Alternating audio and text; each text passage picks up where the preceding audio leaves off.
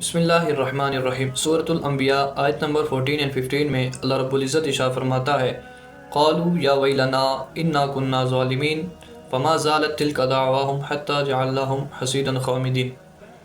مفہوم آیت ہے کہ جب کافروں کو اس بات کا علم ہو گیا کہ اب ہم پہ عذاب آنے والا ہے اور انہیں اس بات پہ پکا یقین ہو گیا، انہوں نے جب عذاب کو آتے ہوئے اپنی آنکھوں سے دیکھ لیا، پھر وہ کہنے لگے قالوا یا ویلنا انا کنا ظالمین، کہ ہائے ہماری خرابی، ہائے ہماری بدقسمتی کہ ہم بے شک ظالم ہی تھے۔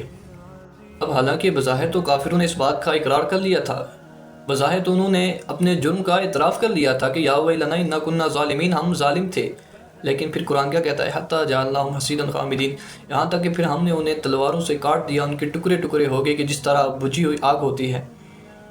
وہ ایک مثال دی جاتی ہے کہ اب کیا فائدہ کہ جب چڑیاں چگ گئی کھیت، کہ جب انہوں نے اپنی آنکھوں سے عذاب کو آتے ہوئے دیکھ لیا، انہیں اس بات کا یقین ہو گیا۔ پہلے جب ان کو انبیاء کی طرف سے وعدیں آتی رہتی، وہ اس بات کا اقرار نہ کرتے، وہ کہتے کچھ نہیں ہوتا عذاب، لیکن جب انہوں نے پھر اپنی آنکھوں سے دیکھ لیا عذاب کو، پھر کہتے ہیں انا کنا ظالمین۔ اس لیے ہماری توبہ بھی اس وقت تک قبول ہوگی کہ جب تک ہماری بدن میں جان ہے، ہماری جان میں روح ہے، تب تک ہماری دعا، ہماری توبہ بھی قبول ہوگی۔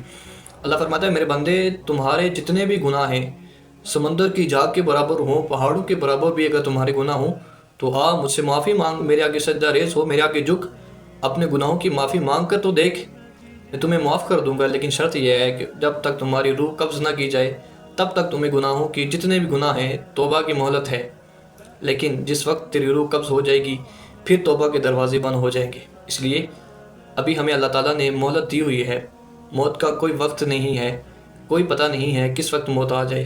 آئیں اللہ کی بارگاہ میں جھکیں، اس سے معافی مانگیں، وہ غفور الرحیم ہے، وہ معاف کرنے والا ہے۔ اللہ تعالیٰ ہم سب کو عمل کرنے کی توفیق عطا فرمائے۔ جزاکم اللہ خیرہ۔